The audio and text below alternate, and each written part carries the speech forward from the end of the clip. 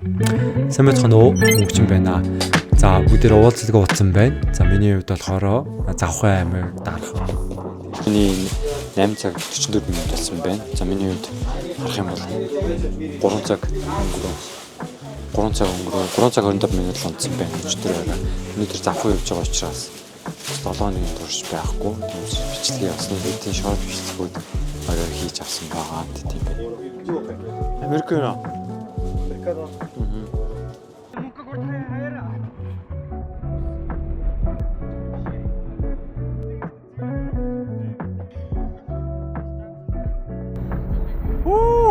Гайхалтай уу? Энэ юу вэ? За миний хувьд болохоор Завхан аймагт 7-ны турш ажиллаар ирээд энэ ямар ч завгүй байлаа. Өнөөдөр бичлэгүүдээ бас оруулж авах юм уу? Энэ томилдоор 12 сард маань маш их завгүй өнгөрч байна. За та бүхний хувьд ч гэсэн шинэ жил бас 12 сар маань их завгүй бужигнаж өнгөрч байгаа хаа гэж бодож байна. За тэгэхээр 2024 онд ямар зүйлсийг сурсан байна, олж авсан байна гэдэг дүгнэлтээ та бүхэн хийж байгаа байх гэж бодож байна. Бас 2025 онд бас бодсон тийм төлөвлөгөөнүүдээ гаргасан цаг байгаа хаа гэж бодож байна. Хэдийн 12 сар маань маш их завгүй байсан. За миний хувьд YouTube дээр шорт бичлэгүүдийг маш их сүүлд оруулж байгаа. Шорт бичлэгийг 17 ширхэг шорт бичлэг оруулсан байгаа. Photoshop-ийн богино бичлэгүүд оруулсан байгаа. За тэгээ өөрийнхөө маш их хэрэгэлдэг шорткатуудыг за 1 минутанд багтаагаад 17 бичлэг оруулсан байгаа учраас за үзэж амжаагүй хүмүүс байгаа бол YouTube-ийн плейлист руу очих юм бол short гэсэн хэсэг байгаа. За тэгээд бүгдийг ямар тач үзээд өөрсдийнхөө Photoshop дээр ажиллахдаа заавал ашиглаад үзээсэй гэж хүсэж байна. За Photoshop-ыг олон жилийн турш нүдэс сурсан хүний хувьд та бүхэн үнэхээр хурдан сурмаар байгаа дүт замыг зааж өгөөж гэх юм бол shortcut байгаа. Шорткатуудыг та сурчих юм бол таны ажлын чадвар чинь маш хурдан болно. Хурдан санаа чинь төрнө. Маш хурдан зүйлийг гараасаа гаргах боломжтой байгаа шүү. За тийм учраас та бүхэн шорт бичлэгүүдийг үзээд маш олон зүйлийг сурах байхаа гэж бодож байна. За таастаа ч гэсэн Illustrator, Premiere Pro бас бусад програмууд дээр шорт бичлэгүүдийг оруулаад явах болно. За өнөөдрийн хичээлээрээ хамтдаа энэ постерыг хийх болно. За харах юм бол BAA гэдэг нь 3D текст байгааг та бүхэн харж байгаа байх. Энийг болохоор Illustrator дээр рендерлэж хийгээд Photoshop дээр дуудаж авч ирээд noise ч юм уу, өнгийн янзалдаг ч юм уу Illustrator, Photoshop хоёрыг хамтд нь ашиглангаа ийм постэр хийх боломжтой байгаа. За та бүхэн маш их анзаарсан бол ямар нэг уулзалт, event очих юм бол main гол ийм өнгө аяс байгаа. За тэгээд гол слогийн үг байгаа. Тэгээд лого байдаг ч юм уу. За тэрний хамгийн нэг чухал зүйл нь болохоор яг чухал үйл явдлынхаа слогийн үгийг маш гоё фонтоор маш гоё чимэглээд хийчих юм бол тэргээ цаашдаа бичлэгэн дээр ч гэсэн дизайн дээр ч гэсэн маш их ашиглаа явдаг байгаа. За өнөөдөр хамтдаа Illustrator дээр 3D текстийг хэрхэн бүтээдэг вэ? За тэгээ Photoshop дээр хэрхэн өнгө тавьдаг вэ гэдэг хичээлийг хамтдаа сурах болно. За маш хурдан хичээлээ явах болно. За тийм учраас та бүхэн ямар ч тач Illustrator, Photoshop-ийн Adobe програмууд хоорондоо уялдаж ажиллахдаа ямар гоё байдаг юм бэ гэдгийг гэсэн өнөөдрийн хичээлээс сурах байхаа гэж бодож байна. Тэгээд цаашдаа бас Illustrator, Photoshop-ыг уялдуулаад бас хамтд нь ашиглаад маш олон постеруудыг яаж хийх вэ гэдгийг та бүхэнд зааж өгөх болно. За тэгвэл хамтдаа өнөөдрийн хичээлдээ орцгоё. Кажа. За өнөөдрийн постэр маань харагдчихсан. За сайзыг нь харахын тулд Ctrl Alt C-г дарах юм бол Canvas size гэдэг ер нь бол постэр маань 1920 гэсэн нэгийг эрцгийн нэг ийм постэр, сайзтай постэр бэлтгэгдсэн байна. За тэгээд ер нь бол лейерүүдийн харуул та нар барыг ойлгож байгаа бах. За эхний дээр бол solid color буюу энэ өнгө өгсөн байна. За texture буюу ийм жон vintage ийм текстийг overlay-аар өгсөн байна. За ер нь тэгээд текстүүд миний нэрийг мөнгөчин гэдэг Photoshop-ийн танилцуулга байна. За мөнгөчин дизайн 2024. За энэ broadcast Apple гэдэг миний энэ BAA буюу брендийн нэр байгаа YouTube-ийн. За энэ тэгээд 3 BAA гэдэг нь болохоор энэ ч нэ Vector Smart Object буюу Illustrator-аар шууд оруулж ирсэн файл нь байна. За харах юм бол энэ 3 маань болохоор ийм залгаа байгаа. За энэ өнөөдрийн постерыг үндсэндээ нэг ижил хийсэн байгаа. За ер нь өнөөдөр сурах гол зүйл нь юу гэхээр за одоо энэ 3D текстний болохоор өнгийг нь болохоор Illustrator дээр өнгийг нөгөөгүй Photoshop дээр ирээд шууд өнгийг нөгсөн байхгүй юу.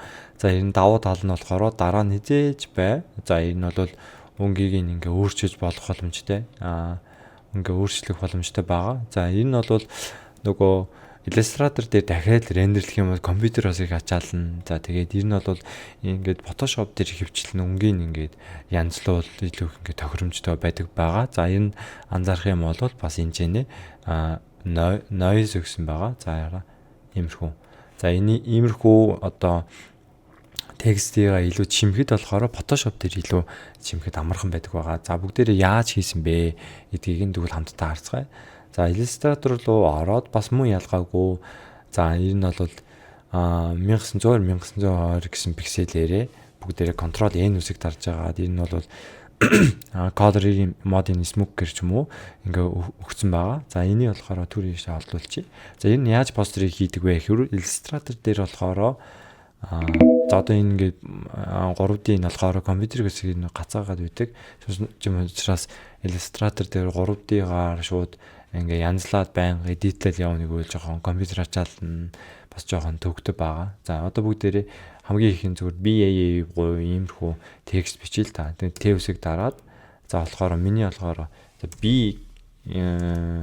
үсэг бичээ. За font-ийг болохоор миний болохоор концентратыг болохоор өгсөн байна. За иймэрхүү байдлаар дуртай font өгнө. Гэхдээ аль болохоор 3D одоо хийх гэж байгаа болохоос арай жоохон өөргөн тийм болд ч юм уу тиймэрхүү фонтууд байвал зүгээр. За BAA ингээд текстийг бичсэний дараа яадаг вэ гэхээр Illustrator дээр энийг анх удаагаас ингээд харж байгаа хүмүүс байгаа. За энэ нь бол ажилтдаг хүмүүс угаасаа мэддэг ойлгомжтой зүйл баг. За энэ effect хэсэг биш үү? Энэ effect хэсэг рүү очих юм бол энэ чинь 3D and materials гэх байгаа. За энэшээ очоод эднэрээс алийг нөхсөн ч болно. За миний хувьд болохоор энэ хамгийн ихний extrude Bevel гэдэг хэсгийг нь сонгоё. За түүний дараа яадаг вэ гэхээр 3D and materials гэдэг тусдаа юм зис Illustrator-ыг гарч ирдэг байгаа. За энэ дээрээс болохоор кагду өнцөг ямар хуу 3D-гээр болох вэ ч юм уу бүх ингээ материал нь байгаа. Бас light-ийн буюу хаанаас нь гэрэл тусахын наран гэрэлсүүдэр наан байгаа гэдгийг тохируулдаг зис байгаа. За ер нь бол энийг л сурна гэх юм бол бас ингээ олон цагийн хичээл үзэх хэрэгтэй байгаа. За гэхдээ би та бүхэндээ энэ постэр энэ BA хийхэд хэрхэн хийх вэ? Алийг нь илүү оролдох вэ гэдгийг зааж өгье. За харах юм бол бүгдээрээ энэ чинь preset гэдэг хэсэг дээр prompt буюу яг урдаас нь харсан хэсгээр сонгоод за тэрнийхээс өмнө болохоор бүгдээрээ энэ black байгаа штэ өнгөн. За тэрийг нь болохоор color дээр хоёр тарж агаад жоохон gray өнгө өгчээ. За тэрний дараа татж байгаа заяа. За түүний дараа яах вэ гэхээр за энэ чинь болохоор 3D type буюу 3D одоо ямар хуу 3D хийх вэ гэдэг preset-үүд байгаа. Template гэдгийг сонгож өгнө. За тэгэх юм бол энэ чинь 3D юм шууд ороод ирж байгаа. За түүний дараа болохоор бүгдээрээ энэ prompt болгоцсон байгаа штэ. Энэ одоо back ч юм уу prompt-ийг сонгоод за тэгээд энэний нь болохоор одоо def-ийн болохоор бүгдээрээ нэг за миний очиж нэг 50 орчим өгчий. За ингээд 50 орчим юм өгч чинь. За энийг болохоор бүгдээрээ энэжнээсээ нөгөө кагдуугийн ингээ өөрчилж болно л доо. За тэггүйгээр маус аваачаад энийг бүрхий энэ хавцаа аваачих юм бол ингээ хөдлөж болдог байгаа. За тэгээ энэ 50 нь одоо юу юм бэ? Юу гэдэг байгаа юм бэ гэхээр за харж гинөө. Энэ нь болохоор энэ хэсгийг нь хэлж байгаа. За гэхдээ энэ нэршлүүдийг энэ юуг нь яг юу юм бэ гэдгийг мэдэхгүй бол зүгээр манжоо зүгээр ингээ оролдоод үз заяа. За миний хувьд болохоор нэг 50 орчим өгчээ. За тэгээ хамгийн чухал нь энэ байна. Employed bot size гэх байгаа. Энэ яадаг вэ гэхээр одоо энэ арын хэсэг ингээ хурц байгаа шүү дээ. Уртлын хэсэг нь болохоор ингээ 3D буюу жоохон юм бүдрөвк зөөлхөн болсон байгаа. За энийг дараад үзэх юм бол арын хэсэг нь бас ингээ жоохон иймэрхүү арын хэсэг нь ч гэсэн ижилхэн уртлынхтайгаа ижилхэн юм бүдрөвк 3D эффект ингэж ордог байгаа. За 50 биш. За энэ нэг 40 орчим. За нэг 20 орчим. За 20 өгчээ. За 20 өгчээ. За түүний дараа энэ нь бол ингэж болоо. За түүний дараа болохоор энэ чинээ байгаа icon биш үү? Render width гээд render width-ийг дарах юм бол болоо байхгүй. Тэгэх юм бол render-ийг дарах юм бол жоохон удаж байгаад за иймэрхүү рендерлэгдээд бэлэн болчихж байгаа гэсэн үг. Энэ нь бол энэ материал гэдэг хэсэг рүү ороод энэ Preset Adobe-ийн өөрийнх нь ингээ материалууд байгаа байхгүй. Энийг ингээ өөр нь бол өгж болно. За гэтээ компьютер чинь жоохон гацна. За ер нь бол жоохон компьютер энэ жоохон 3D ялгаараа ийм хүчин чадал сайн компьютер байвал ер нь сайн ашиглаж боддог байгаа. За гэхдээ өнөөдөр болохоор бүгдээрээ ингэж материал өгөхгүйгээр Photoshop дээр очиж өнгө өгч байгаа шүү дээ. Дараа энэ lighting гэж байгаа. За ингээ өнгийн энэ lighting-ийг ингэж бас өөрчилдөг, гэрэлсүүдрийг өөрчилдөг зис байгаа. За ямар ч тач энэ хэмжээнд бөөнөрөө 3D эффектийг ингээ хийчээ. За түүний дараа яах вэ гэхээр одоо энэ эффектийг дахиад одоо AI гэж бичээд дахиад ингээ оролдохгүйгээр за энэ чинь болохоор graphic style гэдэг байгаа. Зис Windows хэсэг дотор байгаа. За бүгдээрээ Windows хэсгний за энэ graphic style гэдгийг чеклээд энийг гаргаад ирээрээ. За түүний дараа яах вэ гэхээр энэ текстийг сонгосны дараа энэ нэмэх айкон дээр дарчин. За тэгэх юм бол яг дөнгөж сая миний хийсэн 3D яг график маань ийш ингээ ороод ирчих واخгүй юу. За түүний дараа болохоор одоо текстийг дахиад бичиж болно гэсэн үг. За бүгдээрээ div-ийг дараад AI за AI гэж бичээд за түүний дараа шууд одоо энэ нөгөө сайн хадгалсан эффектийгээ дарчих юм бол энтэй ижилхнээр одоо эффект маань шууд ийшээ ингээд орчих байгаа. За өнгийн нөр ер нь жоохон грей өнгөөр өгч байгаа сте бөнөрөө. За иймэрхүү өгөөд за энэнийхээ болохоор одоо 3D материал дотор үс орцсон байгаа шүү дээ. Түүнээс энэ дээр нь дарж байгаа жоохон байрлалыг жоохон чилган буюу жоохон бүүнээрээ мэдрэмжээрээ. Окей. За иймэрхүү ч юм уу. За тэгээд дахиад болохоор div-ийг дарж байгаад за дахиад AI гэдэг AI болгоод за түүний дараа болохоор үүнийгээ бас мөн ялгаагүй graphic style-аас сайн нөгөөтгөө өгч нь хадгалснаа. За өнгө нь болохоор грейээр явж байгаа. За иймэрхүү байдлаар окей гэж хадгалаад за энэний болохоор байрлалыг нь бас жоохон ингээ өөрчлөөд за ингээд өөрчлөлийн дараа хадгалсны дараа жоохон ингээд давхцуулаад жоохон ийм мэдрэмж ороод дизайны. За энэ нь бол 3D текст маань ингээд бэлэн болцсон гэсэн үг. Энэ нь бол ингээд болоо. За түүний дараа яадаг вэ гэхээр энэгээ бүгдийг сонгоод Ctrl C буюу copy хийчин. За түүний дараа Photoshop руу очиод яг ижилхэн сая цар бөөнөрөө нээсний дараа чиний болохоор Illustrator дээр Ctrl C гэсний дараа бүгдээр Ctrl N гээд Photoshop руу очиод мөн ялгаагүй саяных сайзаараа болохоор шууд 1900-аар 1920 гэдэг сайзаараа ижилхнээр бүгдээр артбод нээ. За нээсний дараа Ctrl V. За тэгээ түүний дараа ийм маш олон тес гарч байгаа. Тэрний Smart Object-ийн бүгдээрээ сонгочоорой. За одоо ингэ дуудаад оруулаад ирсэн гэж байгаа. За энэ нь бол ингээд Photoshop дээр өнгийн өгөх болоо өнгийн өгөх байгаа.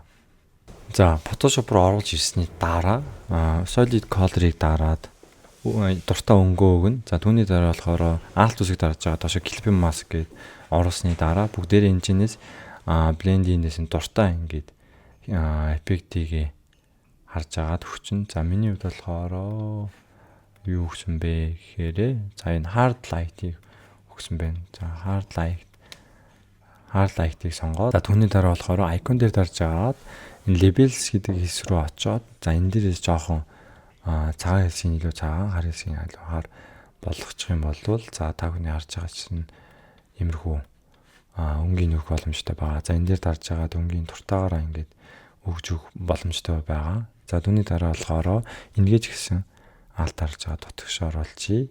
За түүний дараа Solid Color-оор болохоор за нэг цагаан ч юм уу иймэрхүү өнгө өгсөний дараа filter хэсэг рүү очоод noise гэдэг хэсгийг сонгоо add noise гээд convert smart object-аар болгочих. За тэгээж байгаа иймэрхүү noise-ийг за ease орчим өгөөд окей дараад түүний дараа энэгээ ч гэсэн алт дараад энэ bound руу оруулаад за түүний дараа энэ чинь болохоор бас ингэж яг энэ зөв хариулт гэж байхгүй ингээ харж байгаа. За аль нь яг тохирох нь уу? За иймэрхүү ч юм уу. За өгчээ. За тэгэх юм бол харж байна бондон дээр нь за бондон дээр нь харах юм бол ийм noise өгцөн байгаа. За энийг болохоор opacity-г нь багасгаад нэг 70 ч юм уу 60 ч юм уу энэ орчимд өгчүүд ингээ болно. За За энэ бол ингээл болоо байгаа. За тэгээд арийнх нь энэ vintage текстур одоо байгаас. За энийг overlay дээр өгсөн байгаа. Иймэрхүү vintage текстур байгаа. Энийг өгөөд бас өгчих байгаа. За миний болохоор эднэрийн бүгдийг хуулчих. За хуулаад энэ хамгийн доор нь авч паст хийж.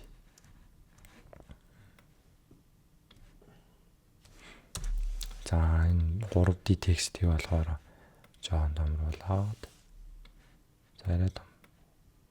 Тэ ингээл өнөөдрийн постэр маань ингээ бэлэн болж байгаа. За энэ бол иймэрхүү байдлаар 3D текстийг хийдэг байгаа. За баярлалаа. Өнөөдрийн хичээлээр болохоор Illustrator Photoshop-ыг хөлөнгийн ашиглаад бүгдээрээ 3D текстийг хийж үзлээ. За өнөөдрийн сурсан зүйлээрээ маш олон зүйлээр ашиглах боломжтой байгаа. За тийм учраас та бүхэн Illustrator Photoshop-ыг ийм зарчмаар ашиглаад нэг 3D текстээр слогийн үг ч юм уу хийгээд үзээрэй. За тэгвэл дараагийн хичээлээрээ уулзцаая. Баярлалаа.